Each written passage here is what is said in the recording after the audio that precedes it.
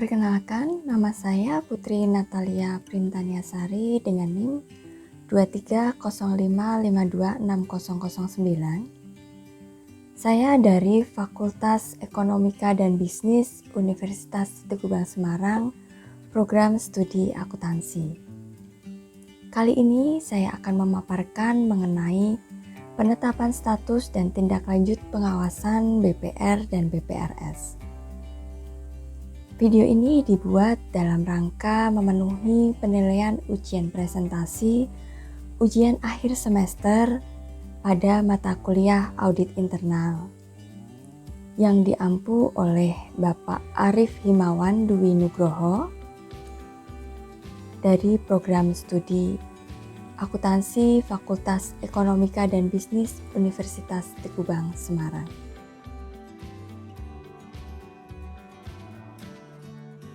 Pertama-tama, kita akan membahas mengenai apa itu BPR dan BPR Syariah. Menurut POJK nomor 28 tahun 2023 bab 1 pasal 1 mengenai ketentuan umum, BPR adalah Bank Perekonomian Rakyat yang merupakan bank konvensional yang di dalam kegiatannya tidak memberikan jasa dalam lalu lintas giral secara langsung.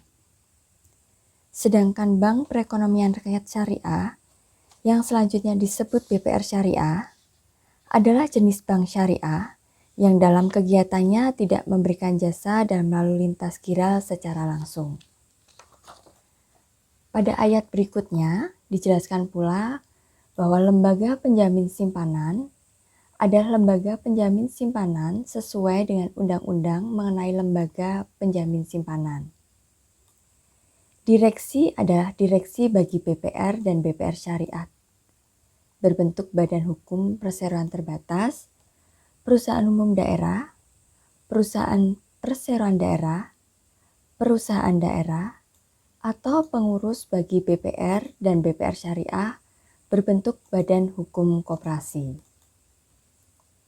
Dewan Komisaris adalah Dewan Komisaris bagi BPR dan BPR Syariah berbentuk badan hukum perseroan terbatas, Komisaris bagi BPR dan BPR Syariah berbentuk badan hukum perusahaan perseroan daerah, Dewan Pengawas bagi BPR dan BPR Syariah berbentuk badan hukum perusahaan umum daerah dan perusahaan daerah, serta pengawas bagi BPR dan BPR Syariah berbentuk badan hukum koperasi.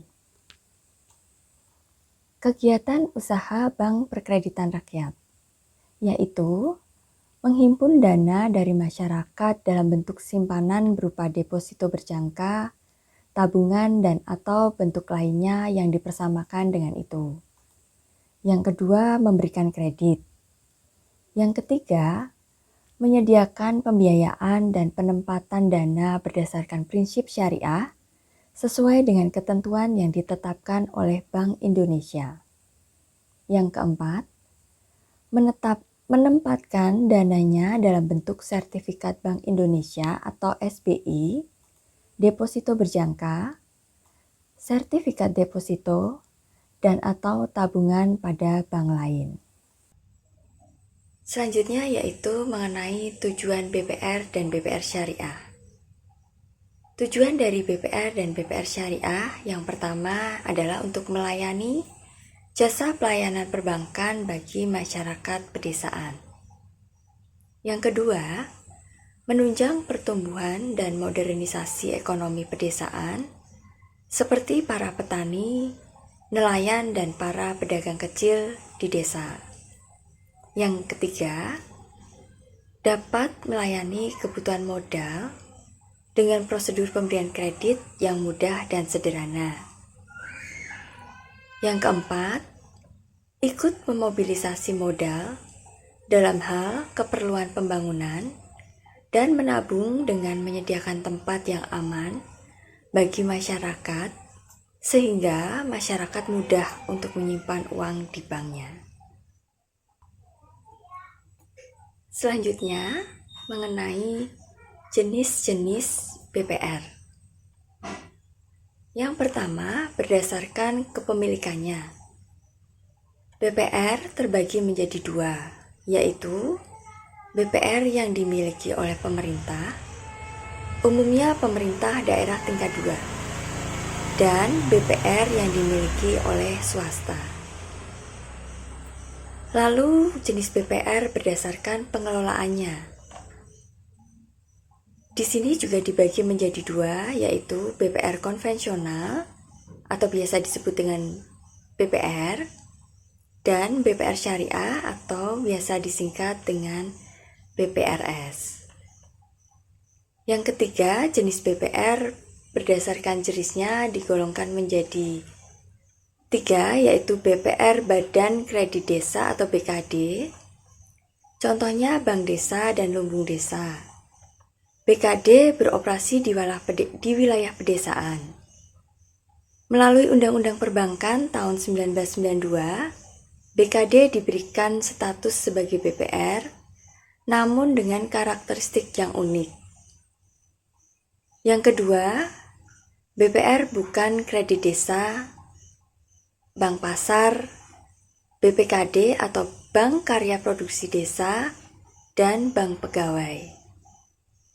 Yang ketiga, yaitu LDKP atau Lembaga Dana dan Kredit Pedesaan, antara lain koperasi, perseroan terbatas atau PT, dan bentuk lainnya yang ditetapkan oleh peraturan pemerintah. Selanjutnya mengenai landasan hukum BPR dan BPR syariah. Landasan hukum dari BPR dan BPR syariah yaitu yang pertama adalah UU nomor 21 tahun 2008 mengenai perbankan syariah. Yang kedua, POJK nomor 3 garis miring POJK titik 03 garis miring 2016 tentang Bank Pembiayaan Rakyat Syariah. Yang terakhir dari landasan hukum ini adalah POJK nomor 62 garis miring POJK titik 03 garis miring 2016 tentang transformasi lembaga keuangan mikro konvensional menjadi bank perkreditan rakyat dan lembaga keuangan mikro syariah menjadi bank pembiayaan rakyat syariah. Bahasan berikutnya mengenai status pengawasan BPR dan BPR syariah. Masih dari POJK nomor 28 tahun 2023 bab 2 pasal 2 ayat 2 mengenai status pengawasan BPR dan BPR syariah terdiri atas 1. BPR atau BPR syariah dalam pengawasan normal. Yang kedua, BPR atau BPR syariah dalam penyihatan, atau yang terakhir BPR atau BPR syariah dalam resolusi. Pengawasan BPR dan BPR syariah sesuai dengan POJK 19 garis miring POJK titik 03 garis miring 2017 tentang penetapan status dan tindak lanjut pengawasan BPR dan BPR syariah membagi menjadi 3, yaitu 1. Pengawasan normal, yang kedua pengawasan intensif, dan yang ketiga adalah pengawasan khusus. Pengawasan normal yaitu pengawasan terhadap BPR atau BPR syariah yang tidak memenuhi kriteria sebagai BPR atau BPR syariah dalam pengawasan intensif dan BPR atau BPR syariah dalam pengawasan khusus. Pengawasan intensif yaitu suatu peningkatan proses pengawasan terhadap BPR atau BPR syariah yang sebelumnya berada dalam pengawasan normal dengan tujuan untuk memulihkan kondisi BPR dan BPR syariah melalui tindakan pengawasan atau supervisory action yang sesuai dengan permasalahan dari BPR atau BPR syariah.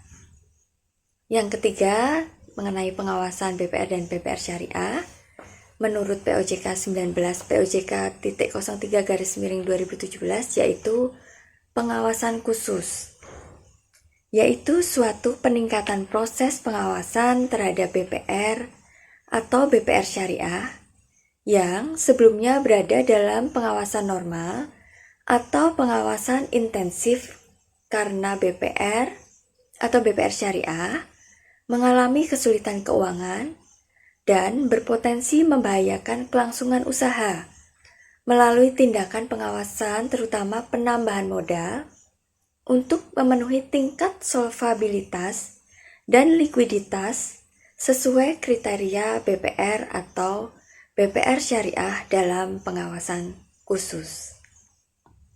Status normal dalam BPR di Indonesia. Status normal untuk Bank Perkreditan Rakyat atau BPR berarti bahwa bank tersebut berada dalam kondisi sehat dan memenuhi semua persyaratan yang ditetapkan oleh Otoritas Jasa Keuangan atau OJK. Hal ini mencakup pemenuhan persyaratan peraturan bahwa BPR mematuhi semua ketentuan dan regulasi yang berlaku, termasuk persyaratan administratif dan operasional. Rasio keuangan yang baik yang dimiliki oleh BPR yang telah ditetapkan oleh OJK seperti rasio kecukupan modal, rasio kredit bermasalah, dan rasio likuiditas. Yang terakhir, kepatuhan terhadap ketentuan lainnya. Jadi, BPR juga harus mematuhi ketentuan lain yang berlaku seperti tata kelola perusahaan yang baik, dan standar pelaporan keuangan. Dengan berada dalam status normal, BPR menunjukkan kinerja yang baik dan stabilitas keuangan yang memadai untuk menjalankan operasionalnya tanpa memerlukan tindakan pengawasan khusus dari Otoritas Jasa Keuangan atau OJK. Selanjutnya mengenai status dalam pengawasan. Status dalam pengawasan adalah kondisi di mana Bank Perkreditan Rakyat atau BPR menunjukkan tanda-tanda kesulitan keuangan atau operasional, tetapi belum mencapai titik kritis. Beberapa poin penting mengenai status ini adalah 1. Tanda-tanda kesulitan, yaitu bisa dilihat dari BPR mulai menghadapi masalah seperti penurunan kinerja keuangan, rasio kredit bermasalah yang meningkat, atau pelanggaran ketentuan peraturan. Selanjutnya, pemantauannya lebih ketat, yaitu Otoritas Jasa Keuangan memerlukan pemantauan yang lebih intensif terhadap BPR ini. Langkah-langkah pemantauan termasuk penilaian akan lebih sering dilakukan, yaitu melalui laporan berkala, dan analisis mendalam tentang kondisi keuangan dan operasional dari BPR tersebut. Laporan berkala. Di laporan berkala ini, BPR harus memberikan laporan berkala kepada Otoritas Jasa Keuangan untuk memastikan bahwa langkah-langkah perbaikan yang diperlukan sedang diambil dan untuk memantau perkembangan kondisi Bank Perkreditan Rakyat atau BPR secara real time. Tujuan dari pengawasan ketat ini adalah untuk mengidentifikasi dan memperbaiki masalah sebelum menjadi lebih serius lagi, sehingga BPR yang bermasalah tadi dapat kembali ke kondisi normal dan sehat tanpa harus mencapai tahap pengawasan yang lebih tinggi atau tindakan resolusi. Menurut POJK nomor 28 tahun 2023, bab 2 pasal 2 ayat 2 mengenai status pengawasan BPR dan BPR Syariah terdiri atas BPR atau BPR Syariah dalam pengawasan normal. Pada pasal 3 ayat 1, dalam hal BPR atau BPR Syariah dalam pengawasan normal mengalami kesulitan yang membahayakan kelangsungan usahanya, Otoritas Jasa Keuangan berwenang meminta BPR atau BPR Syariah menyampaikan rencana tindak. Selanjutnya di ayat 2, BPR atau BPR Syariah wajib menyampaikan rencana tindak sebagaimana dimaksud pada ayat 1 kepada Otoritas Jasa Keuangan paling lambat 14 hari kerja sejak tanggal permintaan Otoritas Jasa Keuangan atau OJK.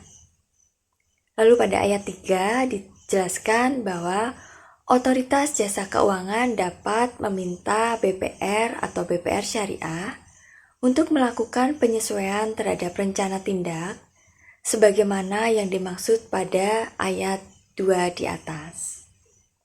Pada pasal 4, ayat 1, BPR atau BPR Syariah wajib menyampaikan laporan realisasi atas rencana tindak sebagaimana dimaksud dalam pasal 3 ayat 1 kepada Otoritas Jasa Keuangan. Selanjutnya pasal 4 ayat 2, BPR atau BPR Syariah menyampaikan laporan realisasi atas rencana tindak sebagaimana dimaksud pada ayat 1 paling lama 10 hari kerja setelah pelaksanaan rencana tindak. Lalu di ayat 3, dalam kondisi tertentu, Otoritas Jasa Keuangan dapat menetapkan jangka waktu penyampaian laporan secara berbeda dari jangka waktu sebagaimana dimaksud pada ayat 2. Selanjutnya mengenai status pengawasan dalam penyihatan.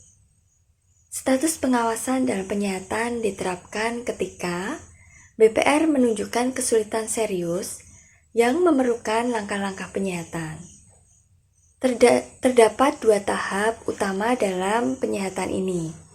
Tahap pertama yaitu penyihatan dini. Mencakup beberapa hal yaitu tanda kesulitan. Jadi BPR mulai menunjukkan kesulitan yang lebih serius seperti penurunan rasio kecukupan modal, meningkatnya rasio kredit bermasalah atau masalah likuiditas. Analisis mendalam. Dilakukan analisis mendalam untuk mengidentifikasi penyebab utama masalah. Ini mencakup mengenai penilaian terhadap aset, liabilitas, manajemen dan operasional dari BPR. Tindakan perbaikan awal. Dalam penyihatan dini terdapat tindakan penyihatan awal berdasarkan hasil analisis. Langkah-langkah perbaikan awal diambil untuk menstabilkan kondisi BPR. Ini dapat mencakup restrukturisasi utang, peningkatan modal, atau perubahan strategi bisnis. Selanjutnya dilakukan rencana penyihatan. Rencana penyihatan yang komprehensif disusun oleh pihak manajemen BPR dan disetujui oleh OJK. Rencana ini mencakup tujuan penyihatan, langkah-langkah yang akan diambil, dan jadwal pelaksanaannya. Rencana penyihatan harus menunjukkan langkah-langkah yang jelas untuk mengatasi masalah yang diidentifikasi dan harus diawasi secara ketat oleh Otoritas Jasa Keuangan untuk memastikan implementasinya sesuai dengan apa yang telah direncanakan.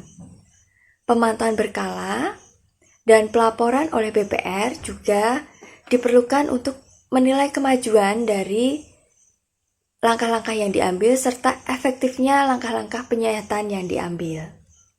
Tahap kedua dari status pengawasan dalam penyihatan yaitu penyihatan lanjutan.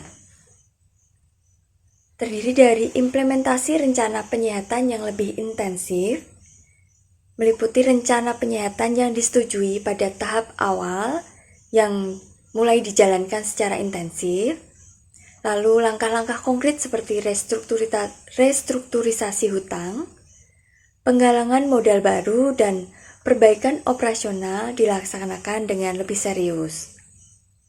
Yang kedua, pemantauan lebih ketat oleh regulator. OJK melakukan pemantauan lebih ketat dan rutin terhadap pelaksanaan rencana penyihatan yang telah disusun tadi. Lalu laporan berkala dari BPR mengenai perkembangan dan hasil dari langkah-langkah penyihatan dipantau secara lebih mendalam dan intensif. Yang ketiga, pemberian waktu tertentu untuk melihat hasil dari perbaikan.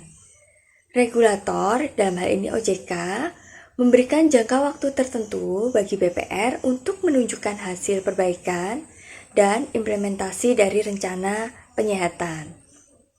Evaluasi dilakukan pada akhir periode untuk menentukan apakah kondisi BPR telah membaik sesuai yang diharapkan. Tujuan dari tahap kedua ini, tahap penyihatan lanjutan, yaitu menstabilkan kondisi keuangan dan operasional bagi BPR secara lebih mendalam. Memastikan bahwa BPR dapat kembali ke status normal dan beroperasi dengan sehat. Yang ketiga, tujuan ketiga, menghindari kemungkinan masuk ke tahap resolusi yang lebih drastis. Menurut POJK nomor 28 tahun 2023 pasal 5 mengenai pengawasan dalam penyihatan, Otoritas Jasa Keuangan menetapkan BPR atau BPR Syariah dalam penyihatan sebagaimana dimaksud dalam pasal 2 ayat 2 huruf B terhadap BPR atau BPR Syariah yang memenuhi kriteria yang pertama, TKS dengan PK 5 selama 2 periode berturut-turut. CR rata-rata 3 bulan terakhir kurang dari 5% dan atau rasio KPMM kurang dari 12%.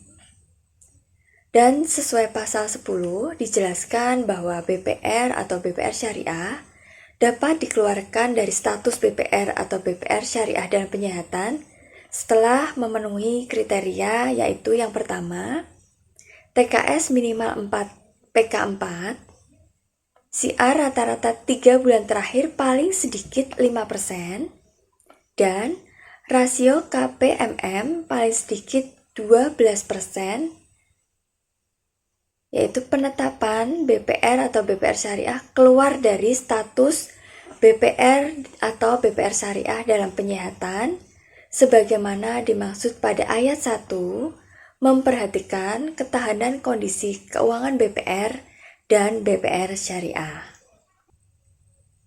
Dalam peraturan OJK nomor 28 tahun 2023 dijelaskan pula kriteria tindak lanjut status pengawasan BPR atau BPR Syariah yang ditetapkan dengan status dalam penyihatan.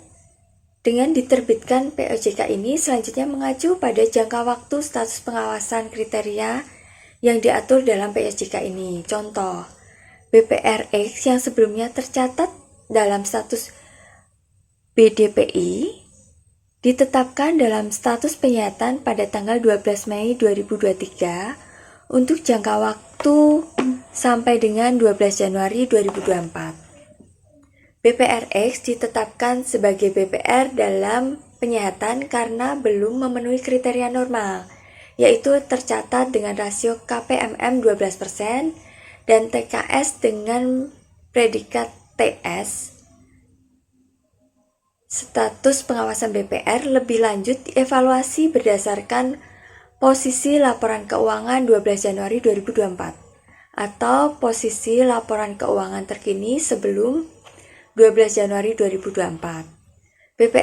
BPRX dapat ditetapkan dalam status pengawasan normal apabila memenuhi kriteria pasal 10 POJK ini, yaitu TKS minimal PK 4, CR rata-rata 3 bulan terakhir paling sedikit 5%, dan rasio KPMM paling sedikit 12%.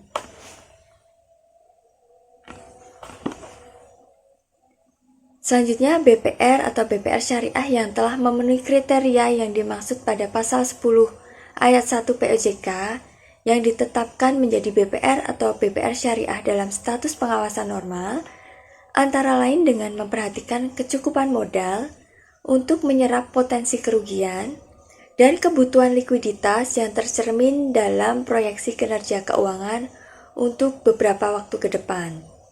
Contoh, BPRX dalam penyihatan pada posisi 31 Maret 2024 tercatat telah memiliki rasio KPMM sebesar 12,8% dengan predikat TKS PK4 dan syiar rata-rata 7%.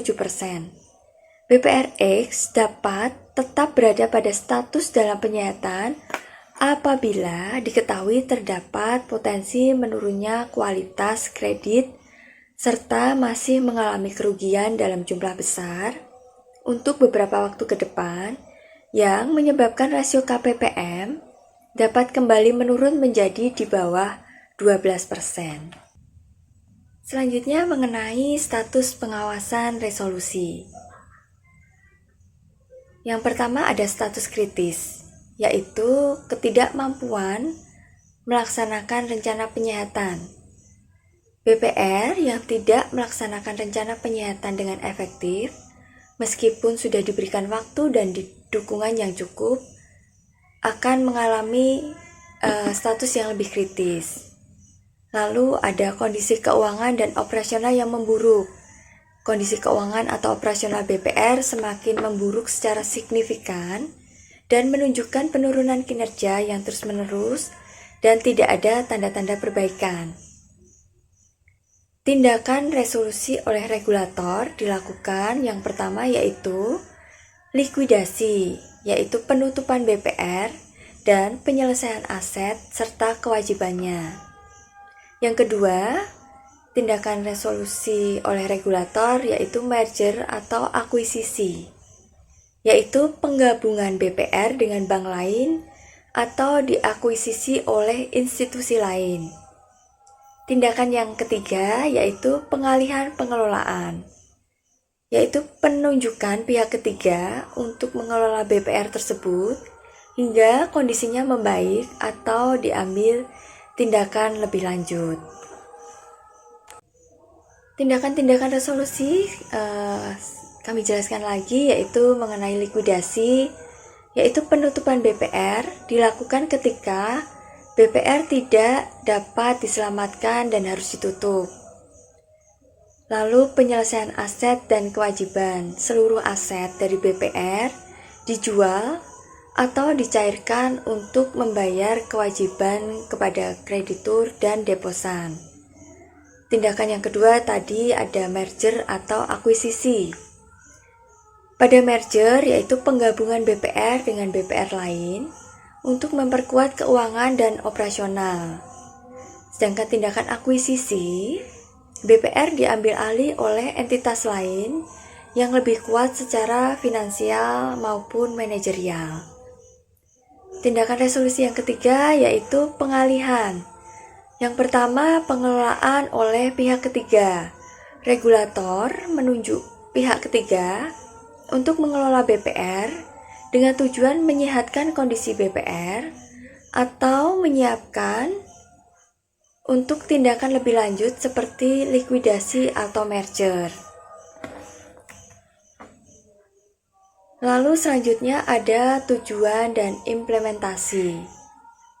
Tujuan melindungi nasabah dan pemangku kepentingan, yaitu memastikan bahwa kepentingan nasabah dan pemangku kepentingan lainnya terlindungi. Selanjutnya tujuannya adalah stabilitas sistem keuangan, mencegah dampak negatif yang lebih luas pada sistem keuangan. Sedangkan implementasinya yaitu evaluasi oleh regulator. OJK atau Otoritas Jasa Keuangan mengevaluasi kondisi BPR dan memutuskan tindakan terbaik. Lalu pelaksanaan tindakan resolusi dilakukan sesuai dengan rencana yang telah disetujui oleh OJK dan melibatkan komunikasi yang jelas kepada semua pihak yang terkait. Selanjutnya, tindakan pengawasan. Yang pertama ada pemantauan intensif. Melalui peninjauan berkala atas laporan keuangan dan operasional dan pemeriksaan mendadak atau berkala oleh regulator. Yang kedua, intervensi manajemen. Ada penggantian manajemen atau pengurus yang dianggap tidak kompeten dan penunjukan pengurus sementara oleh regulator. Yang ketiga, pembatasan operasional, yaitu pembatasan aktivitas tertentu yang dianggap berisiko atau penghentian sementara kegiatan seluruh usaha tertentu. Menurut POJK nomor 28 tahun 2023 pasal 11 mengenai BPR dan BPR syariah dalam resolusi, yaitu Otoritas Jasa Keuangan menetapkan BPR atau BPR syariah dalam resolusi sebagaimana dimaksud pada pasal 2 ayat 2 huruf C terhadap BPR atau BPR syariah yang memenuhi kriteria sebelum jangka waktu BPR atau BPR syariah dalam penyihatan sebagaimana dimaksud dalam pasal 6 berakhir. Kondisi permodalan dan atau likuiditas BPR atau BPR syariah mengalami pemburukan meliputi rasio KPMM menjadi kurang dari atau sama dengan 2% dan atau CR rata-rata selama 3 bulan terakhir menjadi kurang dari sama atau sama dengan 1%, atau berdasarkan penilaian Otoritas Jasa Keuangan sewaktu-waktu. BPR atau BPR syariah mengalami penurunan rasio KPMM dan atau CR dan tidak mampu meningkatkan rasio KPMM menjadi paling sedikit 12% dan atau CR rata-rata 3 bulan terakhir paling sedikit 5%. Sampai dengan jangka waktu BPR atau BPR syariah dalam penyihatan berakhir, BPR atau BPR syariah belum dapat memenuhi rasio KPMM paling sedikit 12% dan atau CR rata-rata 3 bulan terakhir paling sedikit 5%. BPR atau BPR syariah tidak dapat mengembalikan penempatan dana lembaga penjamin simpanan. Selanjutnya, masih dari POJK nomor 28 tahun 2023 pasal 12, Otoritas Jasa Keuangan atau OJK menetapkan tata cara penilaian kemampuan dan kepatutan yang berbeda bagi pihak yang ditunjuk oleh lembaga penjamin simpanan dalam rangka penanganan BPR atau BPR syariah dalam resolusi. Dari pasal 13, dalam hal lembaga penjamin simpanan memutuskan untuk melakukan penyelamatan terhadap BPR atau BPR syariah dalam resolusi sebagaimana dimaksud dalam pasal 11, BPR atau BPR syariah yang bersangkutan tetap dalam status BPR atau BPR syariah dalam resolusi sampai dengan diselesaikannya proses penyelamatan oleh lembaga penjamin simpanan.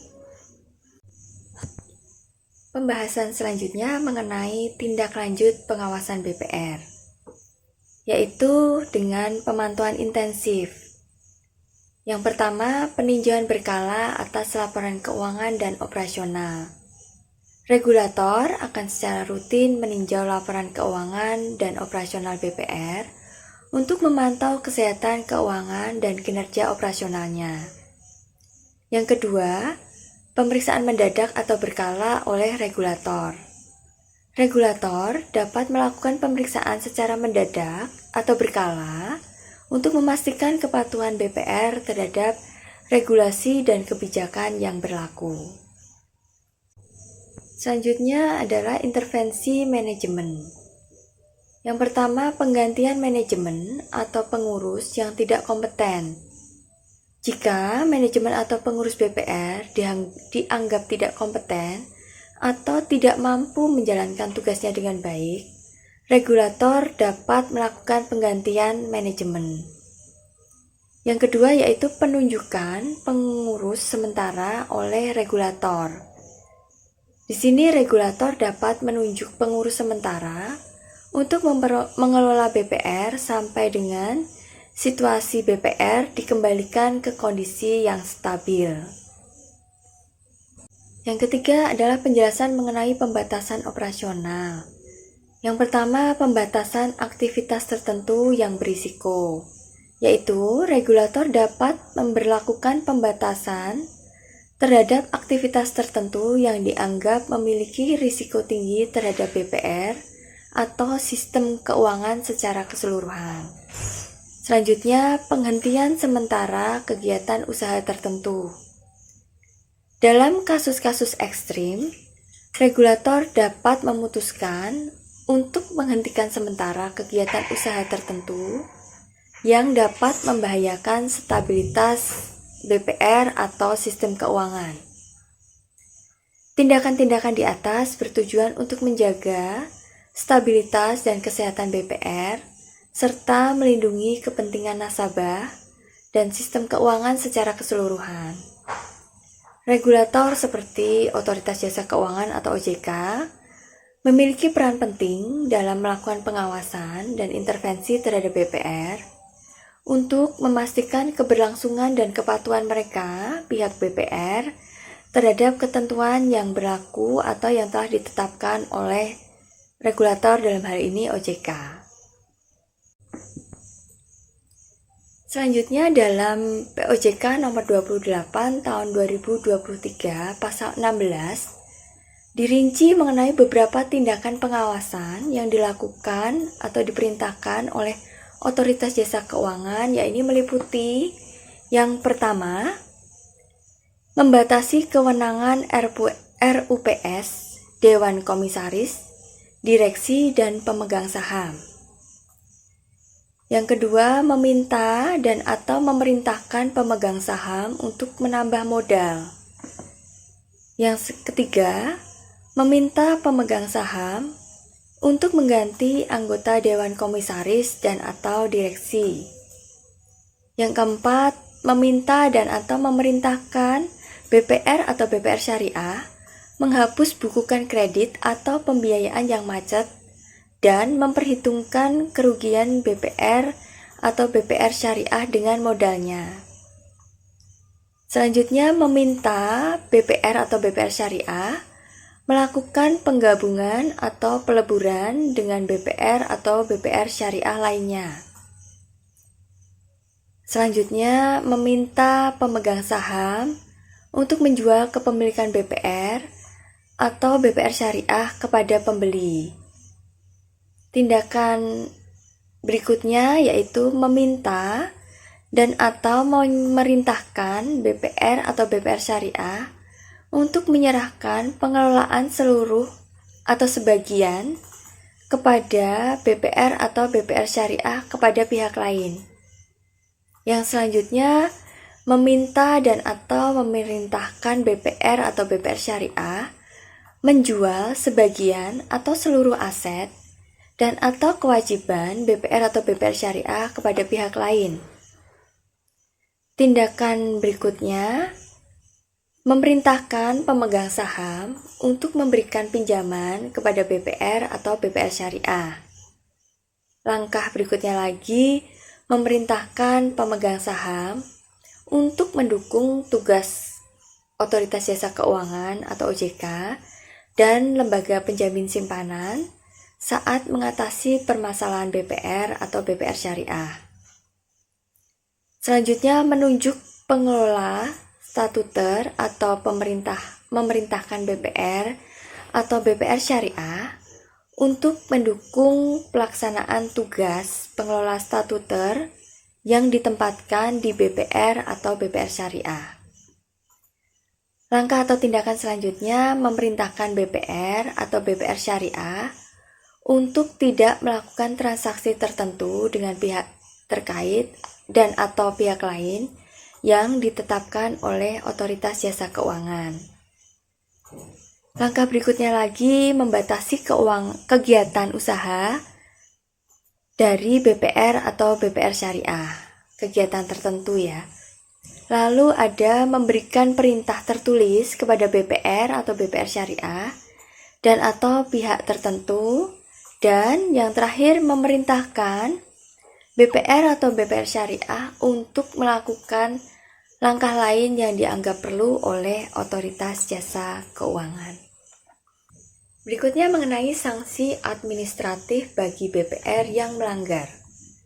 Diambil dari POJK pasal 17, ditetapkan mengenai sanksi administratif bagi BPR atau BPR Syariah yang melanggar ketentuan, meliputi pada ayat 1 BPR atau BPR Syariah Yang melanggar ketentuan sebagaimana dimaksud dalam pasal 16 dikenai sanksi administratif berupa teguran tertulis.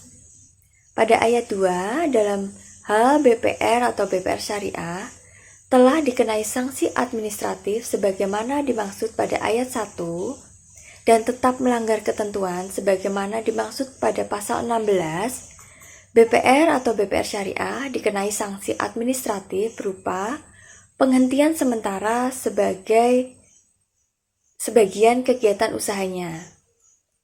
Ayat 3, dalam hal BPR atau BPR syariah telah dikenai sanksi administratif sebagaimana dimaksud pada ayat 1 dan tetap melanggar ketentuan sebagaimana dimaksud dalam pasal 16, pihak utama BPR atau BPR syariah dapat dikenai sanksi administratif berupa larangan sebagai pihak utama sesuai dengan peraturan Otoritas Jasa Keuangan mengenai penilaian kembali bagi pihak utama lembaga jasa keuangan. Pada ayat 4, BPR atau BPR syariah yang tidak melaksanakan perintah tertulis sebagaimana dimaksud dalam pasal 16 huruf N dikenai sanksi pidana sesuai dengan undang-undang mengenai Otoritas Jasa Keuangan. Selanjutnya mengenai pemberitahuan tertulis dan pengumuman. Pemberitahuan tertulis terdiri dari surat resmi dari regulator kepada BPR mengenai status dan tindakan yang harus diambil. Yang kedua, penjelasan rinci mengenai temuan, risiko, dan rekomendasi perbaikan. Lalu pengumuman publik terdiri dari informasi kepada publik mengenai status BPR jika dianggap perlu, dan dilakukan untuk menjaga kepercayaan publik dan transparansi. Di Indonesia, penetapan status dan tindak lanjut pengawasan terhadap Bank Perkreditan Rakyat atau BPR melalui pemberitahuan tertulis dan pengumuman publik merupakan bagian penting dari proses pengawasan oleh regulator seperti Otoritas Jasa Keuangan atau OJK. Berikut adalah penjelasan mengenai kedua aspek tersebut. Yang pertama mengenai pemberitahuan tertulis, yaitu surat resmi dari regulator kepada BPR mengenai status dan tindakan yang harus diambil.